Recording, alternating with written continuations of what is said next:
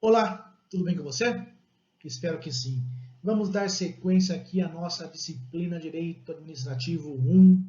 Vamos continuar falando do que? Atos administrativos. Beleza? Na aula passada nós vimos o conceito dos atos administrativos e os seus atributos, não é verdade?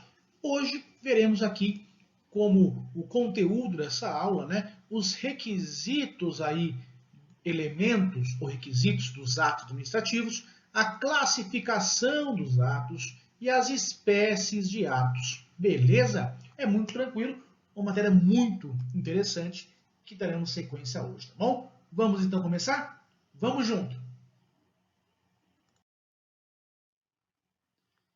Dando aqui então a sequência da nossa aula, falando dos atos administrativos, elementos ou requisitos. Quando estamos diante da validade do ato, é preciso o quê? Observar que este deve cumprir alguns requisitos ou ter dentro de si alguns elementos, tá bom? Os elementos em que pese haver aí uma discussão na doutrina, hoje podemos dizer que se chegou a 5 elementos ou requisitos do ato administrativo. A competência, ou alguns falam sujeito, o objeto, né? O objeto, a forma, o motivo e a finalidade. Esses seriam os 5 requisitos ou elementos do ato administrativo. Quando estou falando de sujeito ou competência, pelo próprio nome já diz. É quem? É aquela pessoa, a autoridade que a lei atribuiu a competência de realizar tal ato. Ou seja, quando eu falo da competência, eu estou falando do sujeito que tem autoridade para realizar aquele ato administrativo. Tá bom? Esse é um elemento, é um requisito do ato administrativo. Bem como o objeto. Quando eu falo objeto, é o efeito imediato que o ato produz. Por quê? O ato só vai existir se ele produzir algum efeito jurídico. Lembra no conceito do ato administrativo que ele visa a produção de um efeito jurídico. Então, para ele existir, ele vai ter que produzir um efeito jurídico. Beleza? Por quê? Quando em decorrência do ato, tá, nasce, extingue-se, transforma-se um determinado direito. Esse efeito jurídico é o objeto ou o conteúdo do ato. Para identificar esse elemento, basta verificar o que o ato enuncia, prescreve, dispõe. Tá bom? Como nós já temos isso no direito privado, aqui também vai ter que ter um objeto lícito, também realizável, na verdade, possível, e além disso, certo. Então, lá então, eu poderia realizar um ato administrativo que o seu objeto fosse é proibido morrer em Cornélio Procópio? É um ato possível? É um ato realizável?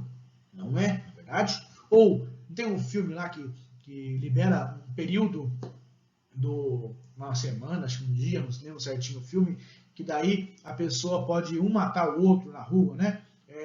Liberdade para matar, uma coisa assim, é um alvará para matar. Então, eu não poderia criar um ato administrativo permitindo a morte, permitindo, aliás, o assassinato das pessoas, tá bom? Porque o ato, ele deve ter um conteúdo, deve ter um objeto lícito, tá bom? Ou seja, conforme a lei, possível, realizável no mundo dos fatos do direito e certo quanto ao destinatário, aos efeitos, ao tempo e ao lugar. E também deve ser moral, tá bom? Em consonância com os padrões comuns de comportamento aceitos como corretos, justos e éticos. Tranquilo? Então, eu não vou poder fazer um ato aí para proibir a morte em determinada cidade, ou muito menos para permitir o assassinato aí durante 24 horas em uma semana específica, tá bom? Porque é um ato que não vai ser lícito e segundo, não vai ser possível realizar, tá bom? Porque do ato deve, em decorrência dele, nascer, extinguir, transformar determinados direitos, mas deve verificar exatamente se ele é lícito, possível, certo e moral, tá bom? Vamos seguir então. Um outro elemento ou requisito é a forma. Quando eu falo da forma, eu estou dizendo o quê?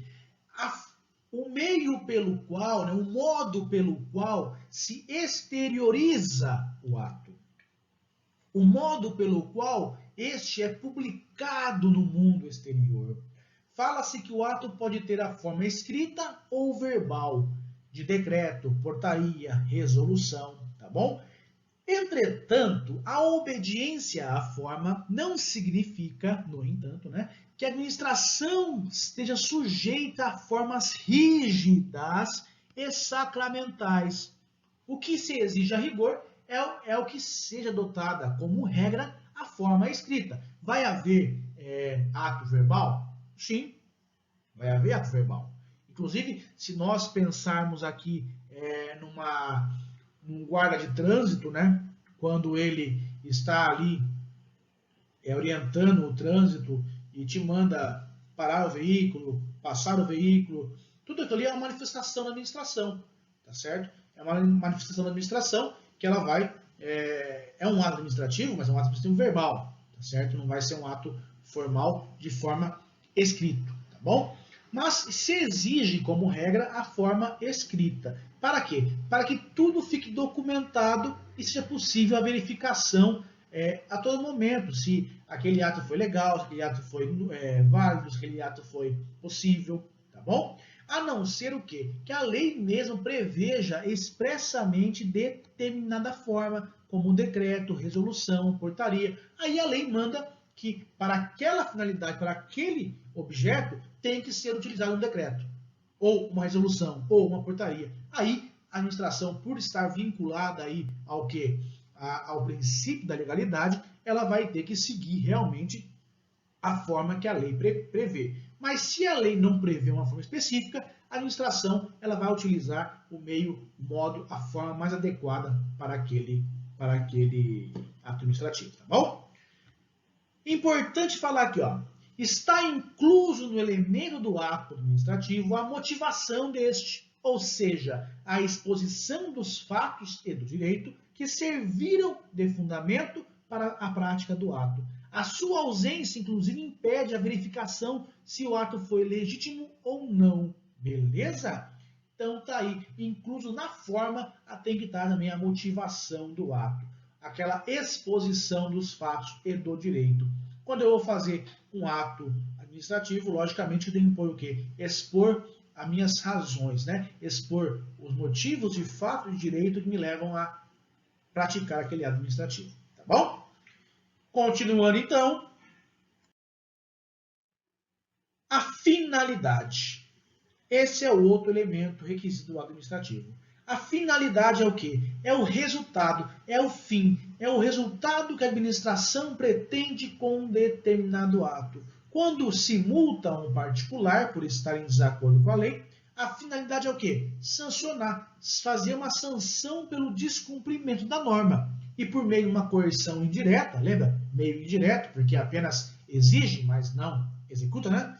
Exigir que ele deixe de não cumprir a legislação, tá bom? Enquanto o objeto, lembra lá o objeto? O objeto, o conteúdo, é o efeito jurídico imediato que o ato produz, ou seja, ele vai criar, transformar algum direito. A finalidade é o efeito mediato, ou seja, ele vai ser o efeito final ali, vai ser o posterior ao imediato. Na hora, no momento, eu pretendo criar ou modificar algum direito. Mas, ao final, eu pretendo que ele deixe de praticar aquela ilegalidade, vamos supor, tá bom?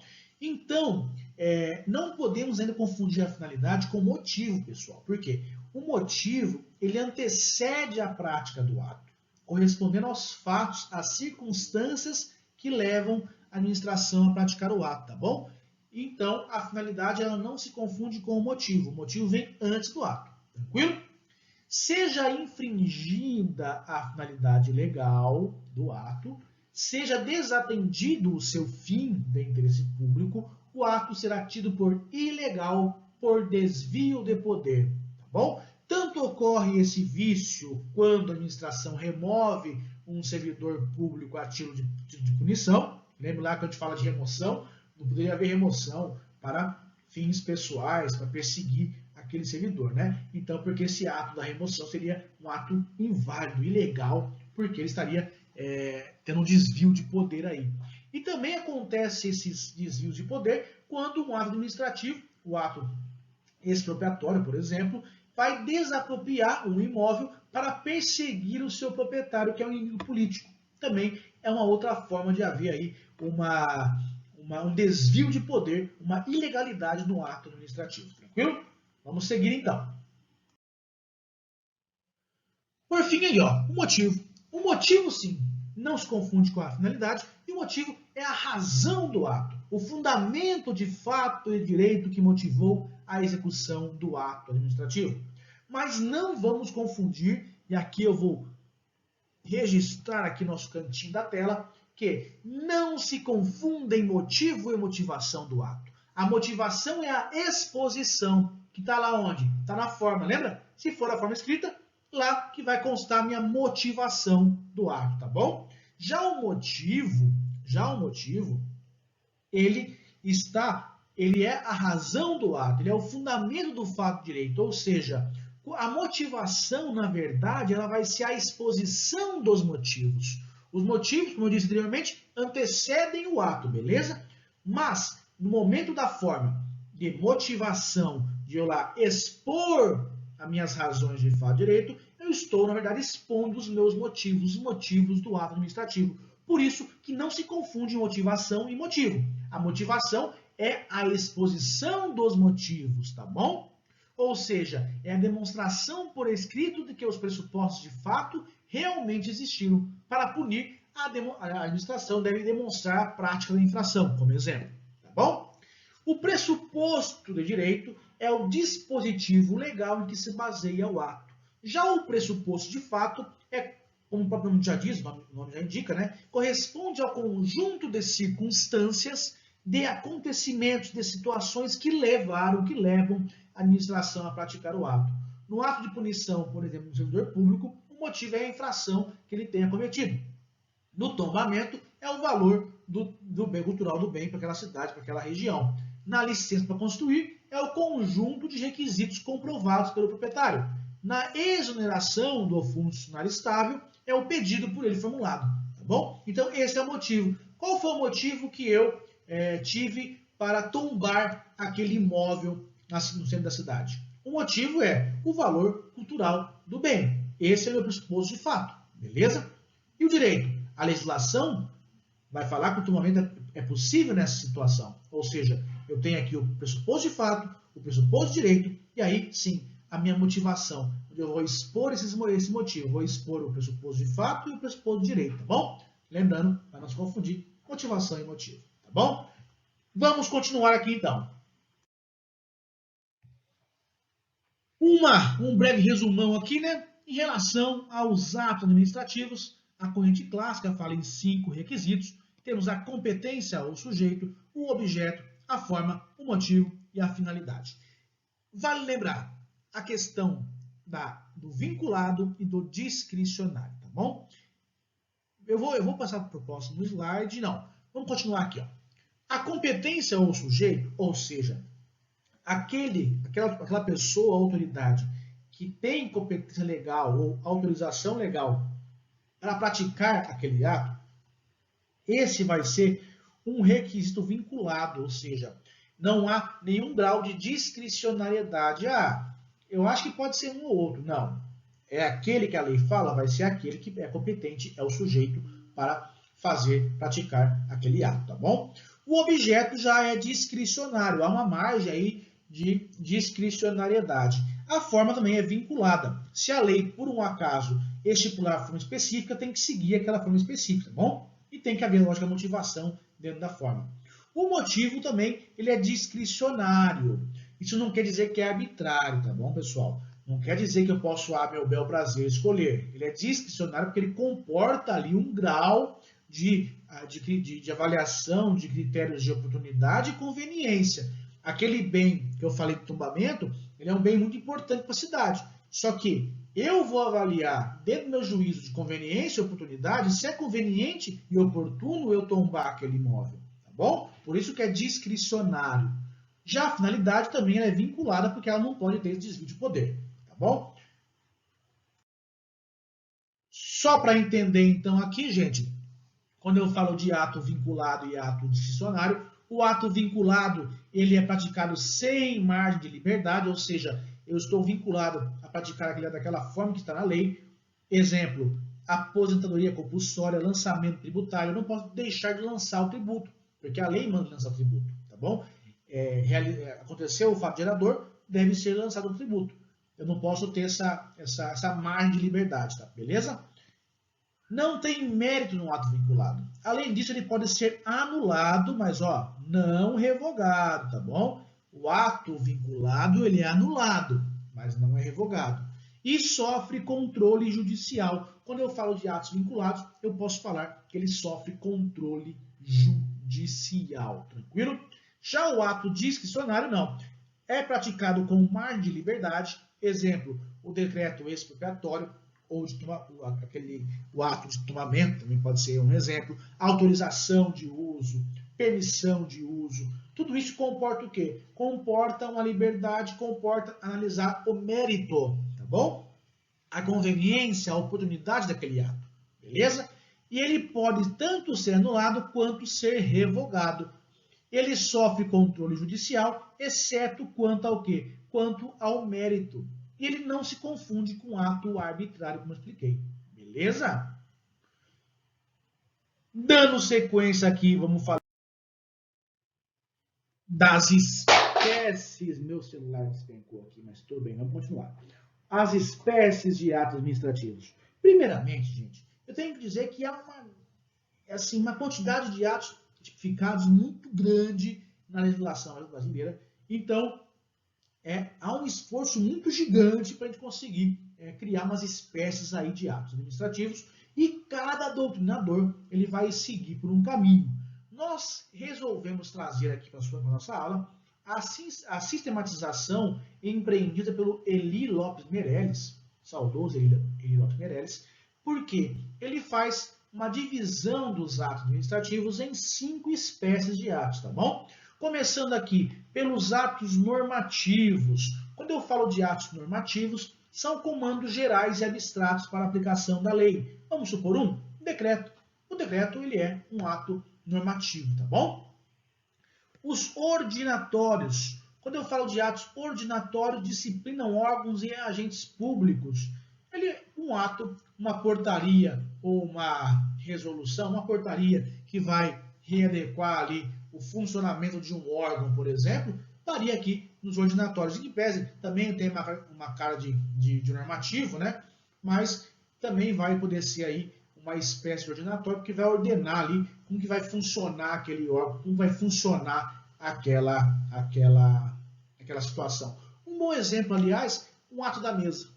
As câmaras de vereadores, o Poder Legislativo, tem uma mesa executiva que dirige a casa. Um bom exemplo é um ato da mesa. Um ato da mesa, ele vai ordenar alguma coisa, como vai funcionar um órgão, ou certo setor, ou certo cargo público ou agente público. Depois desse ato da mesa, vai vir uma portaria, daí entraria na parte normativa, tá bom? Um outro exemplo de espécie de ato aqui são os negociais. Não é que está negociando, tá? É a vontade da administração em concordância com particulares. Alvará de licença, alvará ambiental, aliás, licença ambiental, são exemplos de quando o particular vai à administração requerer algo, tá? Se inicia um processo administrativo e tem uma série de atos. E se o cara cumpriu todos os requisitos legais, por exemplo, a administração vai concordar com a pretensão do particular, então seria uma espécie de ato administrativo negocial, tá bom?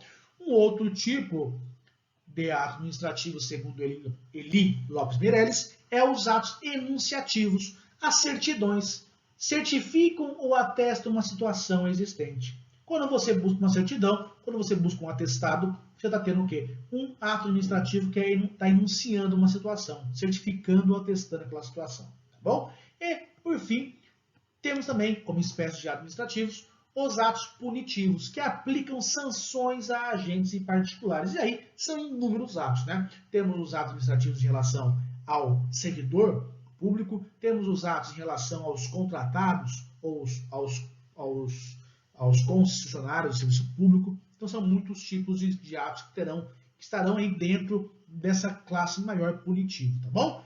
Essa classificação de espécie, quem trouxe foi o Eli Lopes Meireles, mas é para a gente ter uma ideia, uma boa ideia aí, lógico, dessa classificação, tá bom? Das espécies de atos. Não é, você pode ver outro livro aí que vai ter outras espécies mais específicas, mas nós optamos aqui, por questão de tempo, utilizar essa classificação mais geralzona. Beleza? Vamos seguir então para os finalmente. Portanto, então, pessoal, eu quero agradecer a atenção de vocês, muito obrigado e que nós tenhamos aí uma boa semana e até a próxima aula, tá bom? Um abraço, até mais. Tchau, tchau.